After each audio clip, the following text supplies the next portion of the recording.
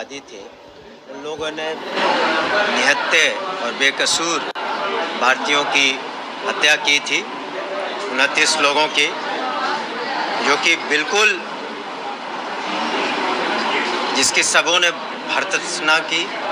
उसके बाद माननीय प्रधानमंत्री जी ने स्पष्ट रूप से पूरे देश को अपने संदेश में कहा था कि जो क्रूरतापूर्वक और कायरतापूर्वक जो कार्रवाई पाकिस्तान द्वारा भेजे गए आतंकवादियों द्वारा किया गया था कश्मीर में, तो उसके बारे में हम लोग निश्चित रूप से रिस्पॉन्ड करेंगे। और भारत ने कल और प्रधानमंत्री माननीय श्री नरेंद्र मोदी जी के अगुवाई में जो केंद्र की सरकार है, केंद्र सरकार ने निर्णय लिया कि कल देर रात 9 आतंकी ठिकानों पर भारत की भूमि से वहाँ अटैक किया गया है, जिसमें ये सभी 9 आतंकवादी के जो ठिकाने हैं वो नष्ट हुए, बिल्कुल बर्बाद हो गए हैं। और वहाँ पर निश्चित रूप से कुछ आतंकियों के भी मारे जाने की खबर है। और पूरा देश और हम सभी इसको स्वागत योग्य है कदम, क्योंकि हमारी सोच है कि हम लोग एक पीसफुल नेशन है, शांति प्रिय नेशन है। लेकिन अगर कोई भी देश या कोई भी आतंकी अगर हम पर आंख उठाता है तो उसका हम लोग मुंहतोड़ जवाब देते हैं। और ये कदम जो भारतीय सेना ने उठाया है माननीय प्रधानमंत्री जी के निर्देश पर, पूरा देश आज उनके साथ है।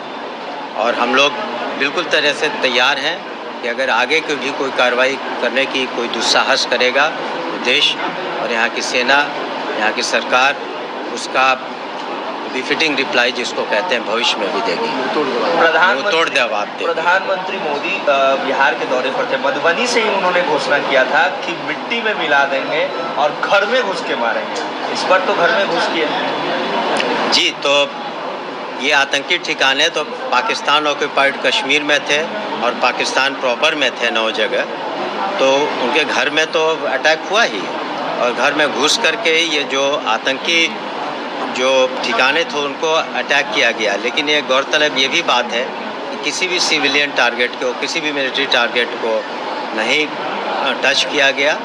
लेकिन ये दर्शाता है कि हम कितने बिल्कुल रिस्पॉन्सिबल हैं, नेशन है, कि हम सोच समझकर जो भी कार्रवाई होती है करते हैं। और भविष्य में भी अगर किसी ने हिमाकत की इस तरह की कायरतापूर्वक कार्रवाई करने के लिए, तो यहाँ की सेना, यहाँ की सरकार निश्चित रूप से उसका मुंहतोड़ जवाब देगी। उन विरोधियों को क्या जवाब दीजिएगा जो राफेल में नींबू मिर्ची लगाकर सेना का मनोबल को कमजोर कर रहे थे? देखिए, जब देश की सुरक्षा का प्रश्न उठता है तो किसी को इस पर राजनीति करने की आवश्यकता नहीं है, चाहे कोई भी हो, वो विपक्ष हो या अन्य कोई पार्टियां हो, व्यक्ति विशेष हो। तो बिल्कुल हम सभी भारतीय हैं, ये सोचना चाहिए। और भारत की जो अपनी स्वतंत्रता है, अखंडता है, और यहाँ के शांति व्यवस्था उसको कैसे कायम रखें, इस पर ध्यान देना चाहिए। और ये व्यक्ति विशेष और किसी पार्टी की बात नहीं है। धन्यवाद। देश का सवाल जी। एक टेरिटरी वाले जो स्टूडेंट थे वो सीएम आवास घेराव करने गए थे, लाठीचार्ज किया गया। लगातार ऐसे मामले देखने को मिल रहा है। सप्लीमेंट्री रिजल्ट की मांग उन लोगों की रही है, लगातार उन लोगों का कहना है कि सप्लीमेंट्री रिजल्ट। इसमें निर्णय मैंने पूर्व में भी हमारे ऑफिस में भी, मेरे निवास पर भी वो लोग आए थे। मैंने कहा कि इसमें जो भी निर्णय है, हमारे विभाग ने वापस चिट्ठी बीपीएससी को मैंने उनको बताया। कल भी हमारे पदाधिकारी जाकर के धरना स्थल पर जो लोग यहाँ बैठे थे, हमारे सीनियर ऑफिसर्स जा कर के, हमारे आप सचिव भी जा कर के वहाँ पर जो भी प्रदर्शनकारी थे उन लोगों को बताया कि ये चिट्ठी जो है विभाग ने बीपीएससी को भेज दिया और बीपीएससी को इसमें निर्णय लेना है।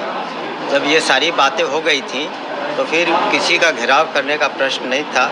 और जहाँ तक विधि व्यवस्था का सवाल है तो विधि व्यवस्था और कानून व्यवस्था मेंटेन करना ये प्रशासन का काम है और किसी को उसका उल्लंघन नहीं करना चाहिए।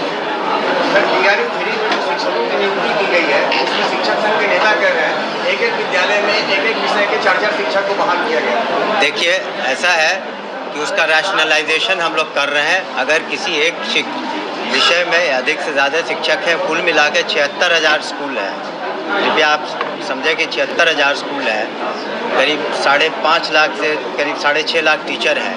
तो कई बार जो पोस्टिंग होती है तो उसमें हो सकता है एक से ज़्यादा विषय में हो जाती है, तो उसको हम लोग रैशनलाइज करके उसको फिर सुधार करेंगे। पेपर लीक मामले में संजीव मुखिया पे जो है कार्रवाई की गई, लेकिन कई लोगों का आरोप है कि बड़े-बड़े कोचिंग माफिया शामिल है इसमें, उसमें कार्रवाई सरकार नहीं कर रही। देखिए, इसमें पुलिस इन्वेस्टिगेशन हो रहा है और जो यहाँ FIR हुआ है निष्पक्ष रूप से, स्वतंत्र रूप से, प्रभावी रूप से जो अनुसंधान करता है वो पुलिस का महकमा है, वो कार्रवाई कर रहा है।